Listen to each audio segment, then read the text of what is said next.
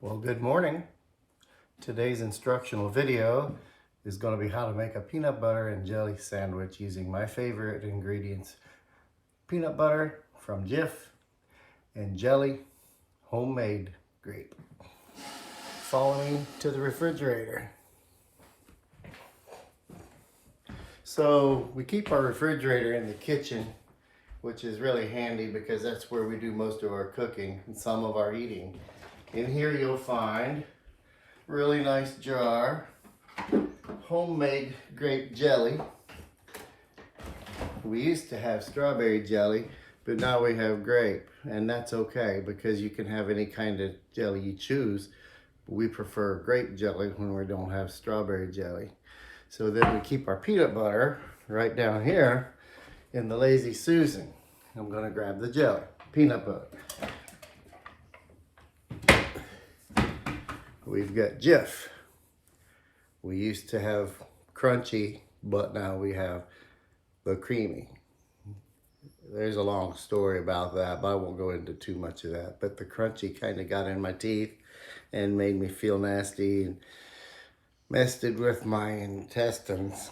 So now we've got the creamy. So I guess you got the story after all. We're going to come back around to this side of the table.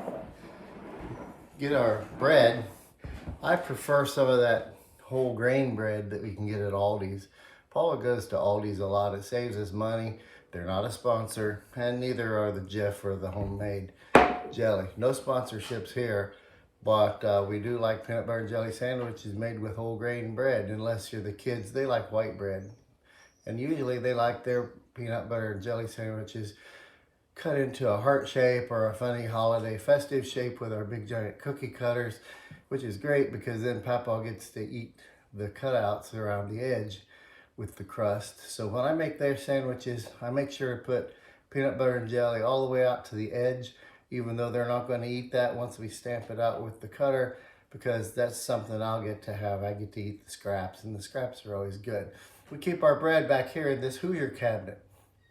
We live in Indiana, and that's a Hoosier cabinet. I don't know if there's a connection, but when we first moved into the farmhouse, Paula said, I'd like to have a Hoosier cabinet, and one showed up on Craigslist, and we went and bought it. And that was an adventure. It was a rainy day, and it was muddy. Somebody was buying a pool table from this guy. He was moving out of the house, and he had to get everything out. And these people showed up to get their pool table, and they drove on his grass, and he was pretty upset about it because they got stuck and left big giant ruts in the house, and he was closing on the house the next day, selling it, moving out, and bought another house. So he was worried about that. So I hope that worked out. Follow me to the Hoosier cabinet.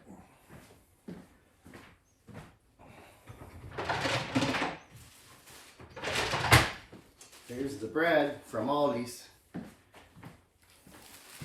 Let me unwind this winder. I've been eating a lot of it, so I can't read the wrapper. I keep it twisted up with a twist tie. Some people like to do this and spin it over, but I'd rather use the twist tie as long as I can. It keeps it fresh. This is 12 grain bread made by Lovin' Fresh. You can get it at Aldi's for not too much money. Not a sponsor, but it is a good bread. So hang on and we'll make this sandwich. All right, we've got our ingredients out here on the table. It's actually a countertop. I made this out of oak when we remodeled the kitchen. We took boards you can buy at Lowe's. They're in plank sections. And we glued it together and stained it with a dark walnut stain. Put some butcher block oil on it to make it food safe. And it's held up pretty well. We really like it. Pretty solid. And it saved us a lot of money, and it adds character. This is the house I grew up in. So my dad did a lot of additions and remodeling and put some things in this house that gives us fond memories. And I wanted to keep up the tradition. So without further ado, we'll take the lid off of this peanut butter. We'll take the two pieces of bread, and some people like their peanut butter and jelly sandwiches folded over as a single slice of bread. I usually like to make it out of 2 slices because I invariably want a larger sandwich. Now, if you wanted less of a sandwich, you could make it on one slice and you could either fold it over or cut it in half and set it top on bottom. Any way you like, it's your choice. So we're going to take our peanut butter here and we're going to spread it nice and smoothly across the bread like this. We're gonna just make it nice all the way out like so. And then I take the knife and just wipe off the extra, because some people take their jelly out with a spoon and use it separate. That's a knife and a spoon, and I can't be washing all kinds of utensils all day long. So I usually make it work with one knife. Reach in there and kind of scrape out some jelly. A little bit goes a long way, so I go with a little bit and then a little bit more. Start just kind of spreading it out nice and smooth. The more you spread it out, the more it breaks down into a liquid, and it won't drop out in clumps on your clothes when you're eating it. Just like that. So, true story, I worked with a girl who I actually went to school with. I've known her my whole life. Never has had a peanut butter and jelly sandwich. Just thought I'd throw that in there. Now, put them up against each other and just fold it over. And there you have it, a peanut butter and jelly sandwich. Now the knife, I usually leave out for a while because you never know when you're gonna come back, make another sandwich. And it's good to have that knife ready to go. The jelly, I like to go ahead and put back in the refrigerator because it keeps it from rotting out. And the peanut butter, it can sit out till close to when my wife gets home. I like to have things put away, make her think that I kept the house nice all day long.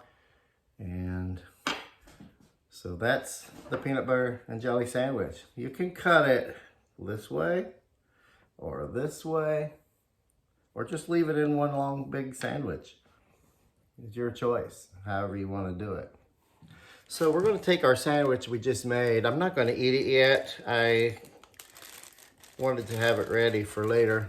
I'm going to put a Ziploc bag. These are the cheapies, and they don't always open up right. Sometimes you start to pull them apart and they rip and tear, but they're the cheap kind. We have the cartoon themed ones for the kids. It seems to make their food taste better when they go to school, and they like that a lot. So I save the good ones for the kids and I use the cheap ones.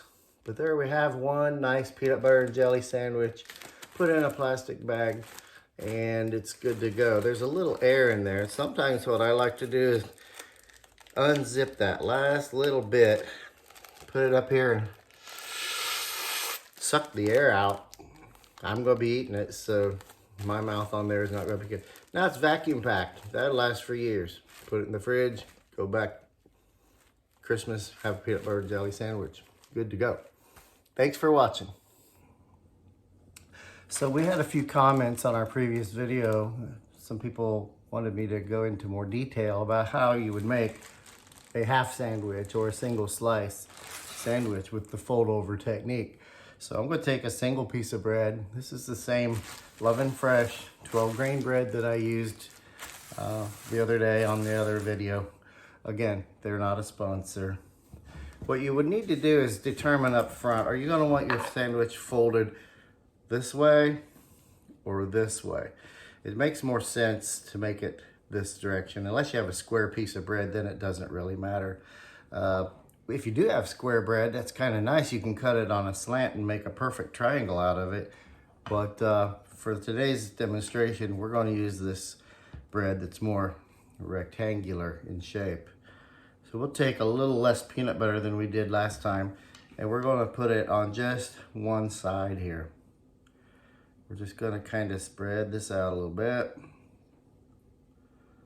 And we're almost to the middle point. We need a little more out of the jar here. Still using the Jif. Still not a sponsor. They haven't contacted me yet, so We'll see how that goes.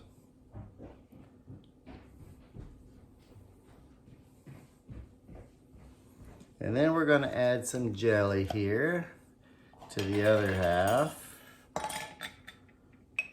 I didn't wipe off all the peanut butter yet. Let's go ahead and add that over to this side. Now the knife's fairly clean. We can dip it in that jelly and we can pull it onto the bread and start moving it around a little bit, getting it nice and even. You can work with this as long as you want, but once you chew it up, it's pretty well mixed. The knife's pretty clean at this point. Again, suitable for leaving out till later in the day. Take the sandwich and carefully fold your hands toward each other until they meet. Careful to get the edges just right. There you have a fold over peanut butter or PBJ, peanut butter and jelly sandwich. And that is your basic, simple sandwich made of peanut butter, jelly, and bread of your choice. And I hope that helps some of those people that had comments not sure what to do about that half sandwich.